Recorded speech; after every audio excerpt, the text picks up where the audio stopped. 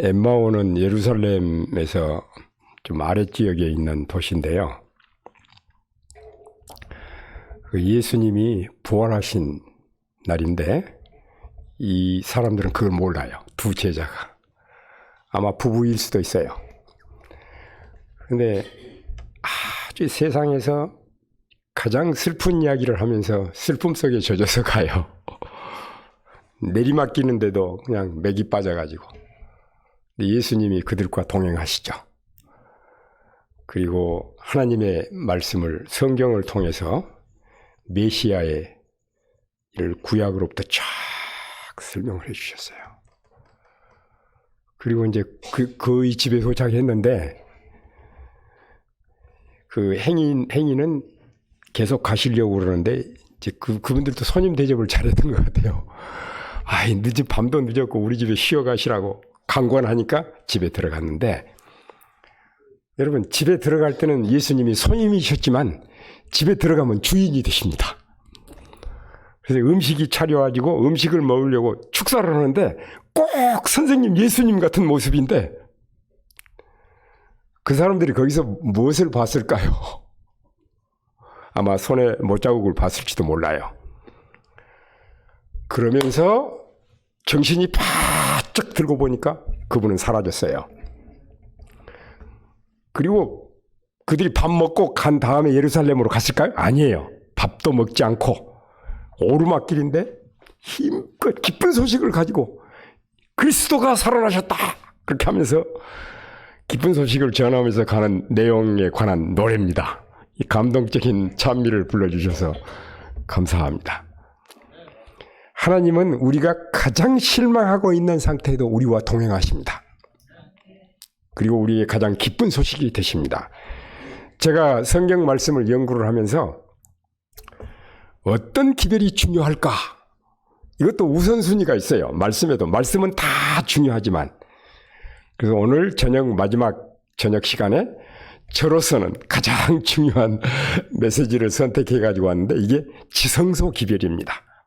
계시록 11장 19절에 이에 하늘에 있는 하나님의 성전이 열리니 성전 안에 하나님의 언약궤가 보이며.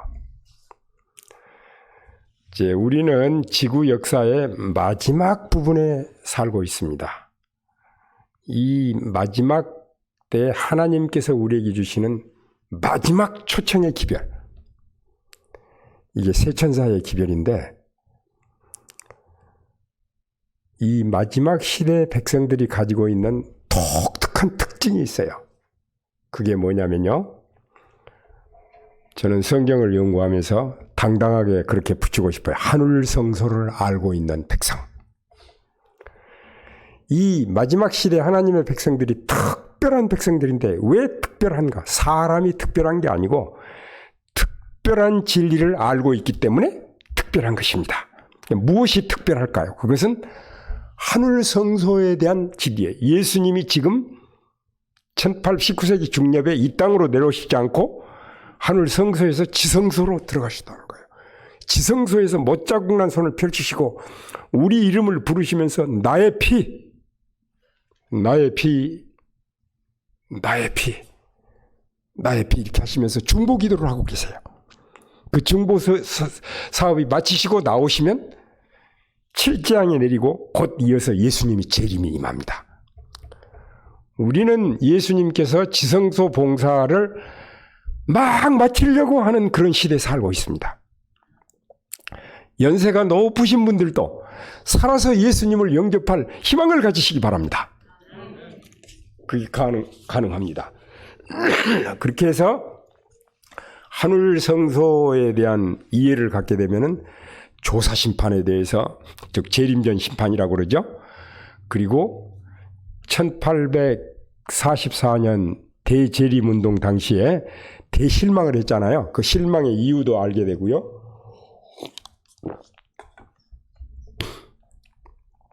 그러면은 이제 성소에 대해서 봅시다. 하늘에도 성소가 있고 지상에도 성소가 있어요. 하나님께서 왜 성소를 만드셨을까? 이렇게 성소 그림이 나오죠. 성소를 왜 세우셨을까? 성소라고 하는 것은 거룩한 장소잖아요. 쉽게 말하면 하나님이 계신 곳이 거룩한 장소죠.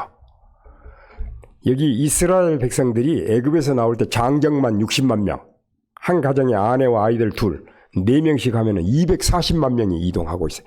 이게 텐트를 치고 살아요. 근데 그 한 가운데 성소를 베풀었어요. 저는 여기서 그 출애굽기 28장 5절에 25장 8절인가요? 거기에 내가 그들 중에 거할 성소를 그들을 시켜 25장 8절이네. 내가 그들 중에 거할 성소를 그들이 나를 위하여 짓되. 이거를 보면서 저는 제 나름대로는 너무너무 놀라운 사실을 깨달았습니다. 그게 뭐냐면요. 우리가 상대방을 사랑한다고 말할 때 보통 I love you 그러잖아요. I love you. 근데요. I love you는 매우 추상적인 표현입니다. 속으로 진짜 그렇게 안 하면서 말로만 얼마든지 할 수 있어요. 그러면은 내가 당신을 사랑합니다라는 것을 진심을 담아서 표현하는 다른 말이 뭘까요? 쉽게 말하면 나 너하고 같이 있고 싶다. 언제나. 그게 성소입니다. 내가 그들 중에 거할 성소를 그들이 나를 위하여 짓되. 성소는 하나님이 계신 곳인데 이스라엘 백성 한가운데 내가 너희들을 정말 사랑한다. 나는 너희들하고 항상 같이 있고 싶다. 그래서 하나님이 우리하고 같이 있고 싶으셔서 인간으로 오신 분이 예수 그리스도. 그리고 예수 그리스도의 다른 이름이 뭐예요? 임마누엘. God with us. 하나님이 우리와 함께 계신다. 하나님은요, 우리를 너무너무 사랑하신 것을 그냥 여러 가지로 다 표현을 해 주셨어요. 자, 제가 질문 하나 드릴게요. 예수님이 몇 년 동안 인간이 되셨죠? 그냥 33년이라고 그냥 자연스럽게 얘기하시는데 그 다음 답변해 보실래요? 33년간만 인간이 되셨으면 예수님 재림하실 때 인자 같은 분이 오시는데 어떻게 설명하시겠습니까? 그 다음에 계시록 20장에 유황불로 모든 죄와 죄인들 사단까지 다 없어진 다음에 죄의 흔적이 다 없어진 다음에 죄의 흔적이 남아있는 곳이 딱 세 군데가 있어요. 세 군데. 예수님 손에 못자국, 발에 못자국, 옆구리에 창자국. 그건 영원히 남아있어요. 예수님 몇 년 동안 인간이 되셨습니까? 영원히 되셨어요. 인간을 구원하러 잠깐 33년 동안 인간으로 오신 게 아니라 앞으로 계시록에 보면은 하나님의 보좌가 이 지구로 옮겨집니다. 그래서 죄가 많은 곳에 은혜가 많다고 사도 바울이 표현했고, 그 누가복음 15장에서 잃은 양 비유를 할 때 양 100마리 중에 한 마리를 잊어버렸는데 99마리를 버려두고 한 마리를 찾으러 왔잖아요. 찾아서 가신 게 아니라 아주 오신 거예요. 이런 것들을 이렇게 말씀을 분해하면서 생각을 해보면은, 우리 아버지 하나님이 우리를 얼마나 사랑해 주시는가. 얼마나 놀랐대. 말로 표현할 수가 없어요. 그런 하나님의 사랑을 우리가 느끼고 깨달으면요, 그저 찬양이 저절로 나와요. 찬양이. 그리고 하나님은 영원 무궁하신 분이시잖아요.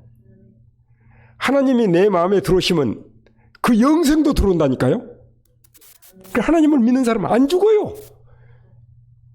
하나님이 세상을 이처럼 사랑하사 독생자를 주셨으니 누구든지 저를 믿으면 멸망치 않고 영생을 얻게 하려 하십니다. 예수님이 우리를 위해서 십자가에 달려 돌아가셨기 때문에 하나님이 우리를 사랑하신다. OX로요. 예수님이 우리를 위해서 십자가에 달려 돌아가셔 희생을 하셨기 때문에 하나님께서 우리를 사랑하신다. OX로요. 여러분, 하나님께서 우리를 사랑하시기 때문에 하나님이 인간으로 오셔서 우리를 위해서 죽으셨습니다. 사랑하시기 때문에 끝까지 사랑하십니다. 우리가 마지막까지 거절하지 않는 한 우리는 하나님의 사랑에 이끌리게 되어 있습니다. 그럼 기왕이면 빨리 가면 어떨까요? 빨리 하나님의 사랑에 이끌리면 어떨까요? 오늘 저녁 지금 이 시간에 하나님을 나 인생의 주인으로 모시고 하나님의 형상을 회복하면서 사는 생활, 이보다 더 큰 축복이 어디 있겠습니까? 나이가 젊을수록, 이런 일이 빠를수록 더 큰 축복입니다. 그래서 이 성소는 복음의 의미를 가르치는 하나님의 주제 도구 가운데 가장 중요한 것인데, 문제는 이거예요. 지상에 있는 성소는 하늘 성소의 모형이라고 그랬죠. 그렇죠? 근데 성경에 보면은 하늘 성소에 대해서 언급하는 성경이 많아요. 두드러진 성경은 여러분 보십시오. 다니엘서 8장 14절은 하늘 성소에서 일어난 일을 언급하고 있어요. 요한계시록 4장은 하늘의 하나님의 보좌, 그리고 앞으로 7교회, 뒤로 7인, 7나팔, 7장 이렇게 펼쳐지잖아요.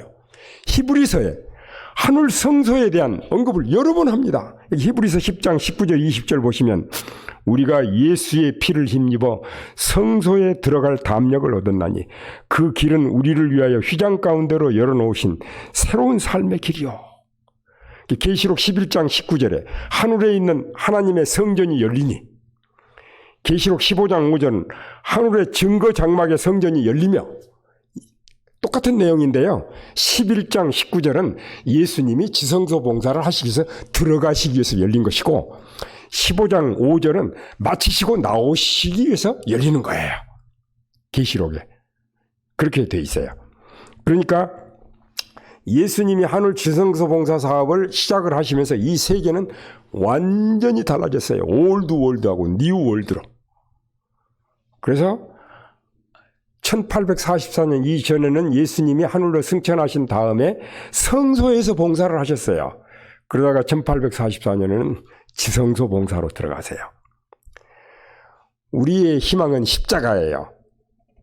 그런데 1844년 전후로, 그 전에는 십자가의 구원, 값없이 얻는 구원. 그런데 다니엘서 8장 14절 성소 정결, 여기는 용서와 도말을 다 포함합니다. 그러니까 우리가 예수를 믿고 구원 얻는 경험과 예수를 믿는 사람을 조사 심판하면서 사탄이 틀렸고 하나님이 옳다고 하는 것을 판결하는 일이 지금 진행되고 있는 겁니다. 이거를 재림전 심판, 조사 심판이라고 말합니다. 그래서 1844년에는 죄의 용서, 그 후는 죄의 도말, 믿음으로 말미암는 구원, 하나님의 품성 옹호, 성령의 역사는 이른비 성령, 늦은비 성령. 물론 지금도 이른비 성령이 계속 내리죠. 인침도 일반적인 인침, 특별한 인침, 이렇게 구세대와 신세대를 성경 내용을 통해서 우리가 이렇게 나눌 수가 있어요. 그러니까 다니엘서에 보면은 그 다니엘서 8장 14절과 그 이유는 봉함하라 그랬어요. 그리고 12장 4절에 마지막 때까지 봉함하라. 근데 성경상 마지막 때는 1798년이에요. 1260년 기간이 끝나는 해. 그때 법안권이 몰락했죠. 그리고 법안권 세력이 탁 몰락하면서 새로 생겨난 나라가 미국이에요. 그래서 이 미국에서 19세기 중엽에 재림운동이 일어났는데 윌리엄 밀러가 특별히 성경을 성경으로 연구하다가 다니엘서 8장 14절을 해석을 했죠. 그래가지고 예수님이 하늘 지성소로 들어가시는 사건에 대한 오해, 미스언더스탠딩이 있었어요. 그래서 이 땅으로 오신다고 그래서 재림운동이 펼쳐졌죠. 그러다가 그 실망 중에 하늘 성소에 대한 개념을 깨달으면서 제7일 안식일 예수 재림교회가 세워졌어요.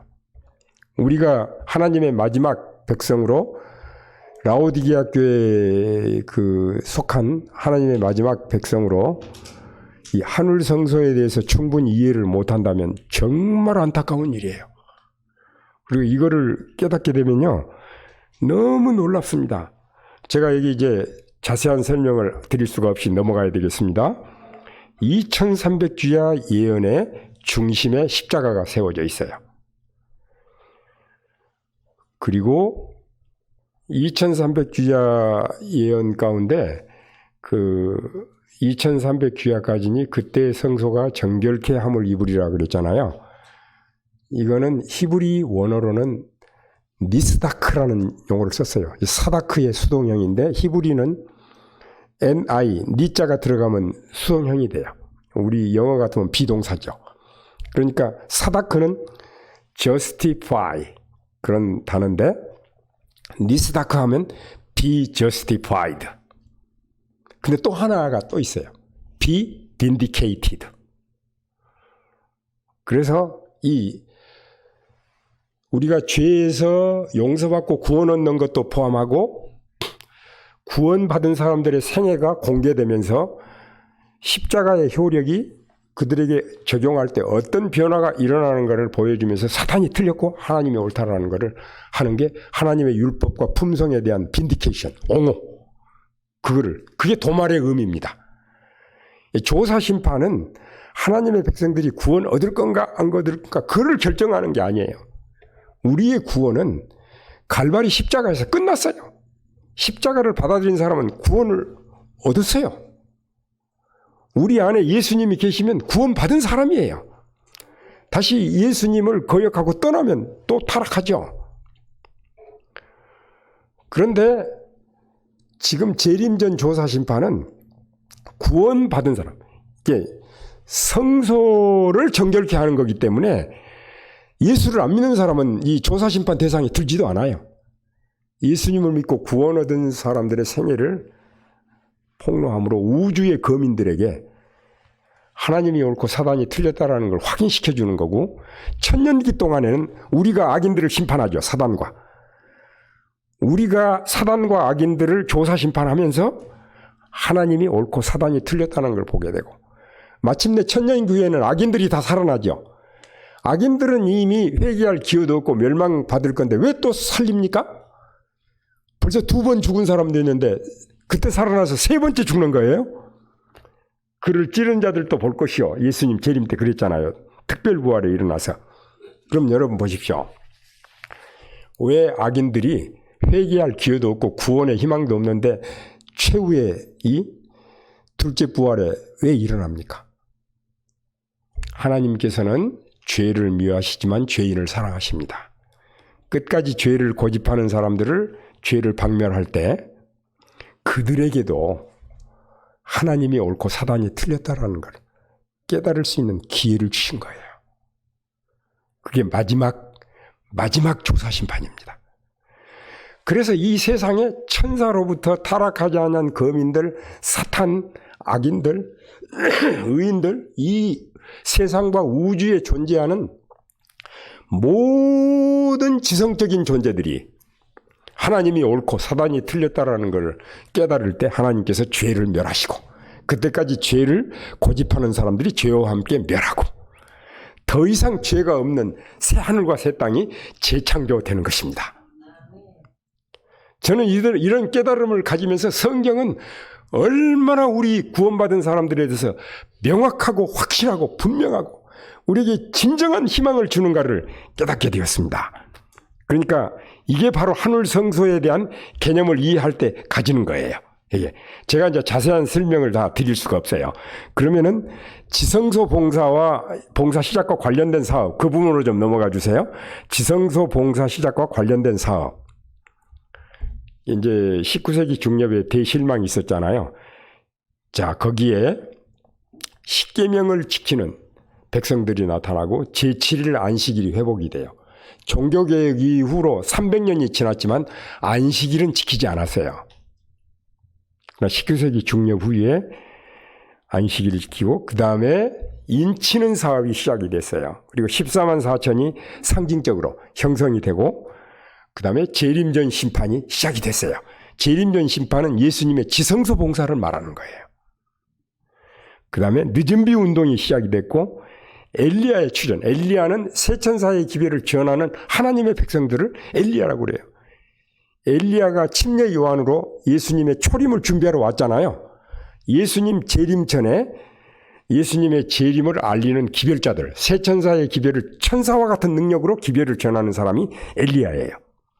그리고 셋째 천사의 기별이 시작이 돼요. 그러면은 지성소 봉사 사업의 의미가 뭔가? 십자가의 구속 사업의 참 뜻을 깨닫게 해줍니다. 하나님의 율법과 하나님의 품성에 대해서 옹호를 해주고요. 성소 정결의 의미예요. 도말, 죄의 도말. 인간으로서 깨달을 수 있는 가장 밝은 빛 가운데로 우리가 들어가야 돼요. 그게 인침이에요. 인침이란 눈에 보이는 어떤 표식이 아니라 진리의 뿌리를 내려서, 지적으로나 영적으로 진리의 뿌리를 내려서 어떤 핍박에도 어떤 이설에도 흔들리지 않고 굳게 사는 하나님의 진리가 생활화된 사람의 모습입니다. 이런 사람들이 바로 하나님의 마지막 백성들이고, 늦은 비에 큰 외침을 전하고 일요일 계명이 내려서 온 세계가 사단의 지배 아래 들어가려고 그럴 때 바로 이때 세계적인 늦은 비 운동이 내리면서 하나님의 능력으로 삽시간에 복음이 전파되고 그 다음 예수님이 이 땅에 오실 것입니다. 자, 하나님의 백성들의 사명, 여기 보시면은요, 제가 다 넘어가겠습니다. 지성소 백성에게 기대하시는 하나님의 사업이 있어요. 영감의 글을 제가 인용해 왔습니다. 지성소 백성에게 기대하시는 하나님의 사업.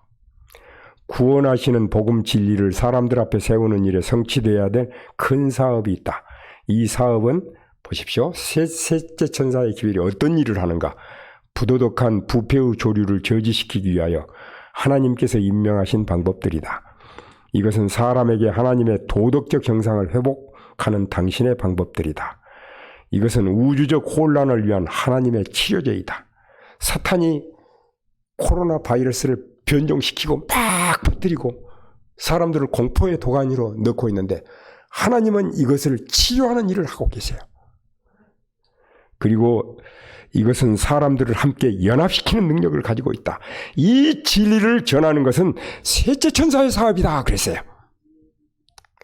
주님께서 이 기별을 전하는 일이 이 시대에 이 세계에서 이루어지는 가장 높고 가장 위대한 사업이 될 것이라고 작정하셨습니다. 사랑하는 여러분, 우리가 하늘나라에 뭘 가지고 갑니까? 우리 품성밖에는 가지고 가지 않습니다. 하나님께서 나에게 주신 재능들, 재물들, 그의 모든 축복들을 이렇게 움켜잡고 있으면 썩어버립니다. 못 가지고 갑니다.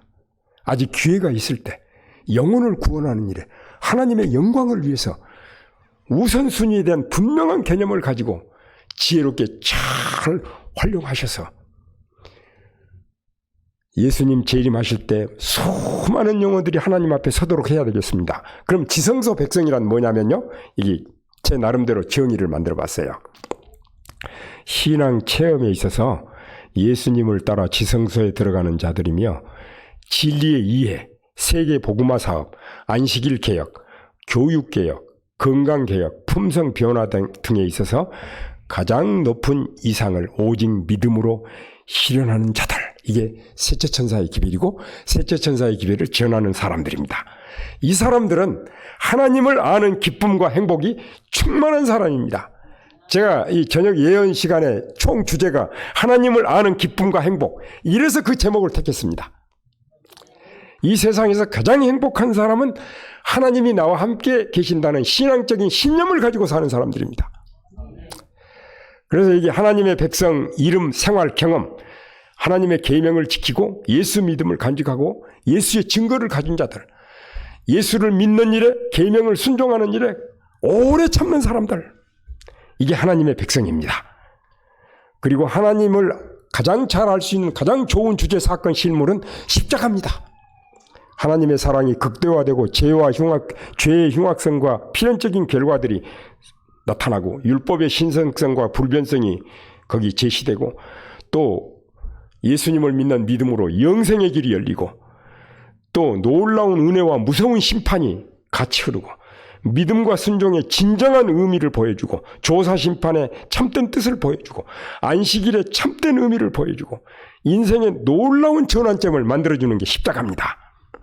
그래서 이 특별한 의미에 있어서 재림 신도들은 파수꾼과 등재지기로서 세상에 살고 있다. 이보다 더 중요한 사업이 없어요. 이보다 더 우리의 운명을 좌우하는 이보다 더 큰 사업이 없어요. 이 지성소 기별은, 하늘 성소에 대한 이해는 인간의 두뇌로서 이해할 수 있는 가장 깊은 경지의 진리를 보여주는 거예요. 더 이상의 진리가 없어요. 우리에게는요. 하늘나라 가면 하나님을 아는 지식이 영원한 세월을 통해서 증가하면서 하나님을 아는 기쁨이 영원히 증가하는 곳이 하늘나라예요.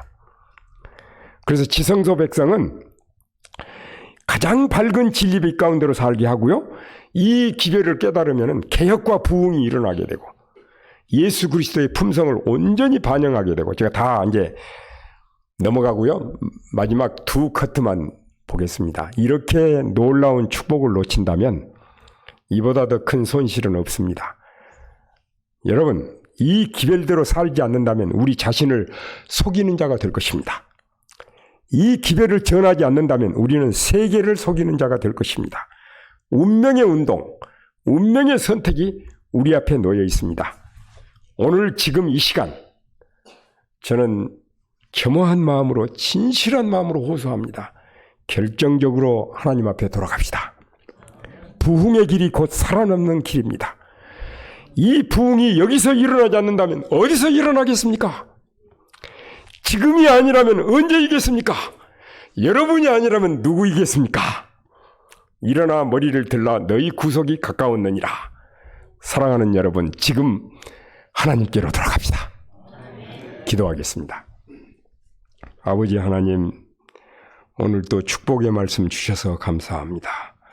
우리의 우둔한 모의를 성령으로 감동해 주셔서 하늘을 바라보게 도와주시고, 지금도 하늘 지성소에서 우리를 위해서 중보 기도하시는 우리 주 예수 그리스도를 만나고 주님의 기도가 우리 삶 속에서 이루어지고 하나님의 형상이 회복이 되고 영광스러운 재림의 아침에 우리 다 주님을 영접하도록 축복하여 주시옵소서.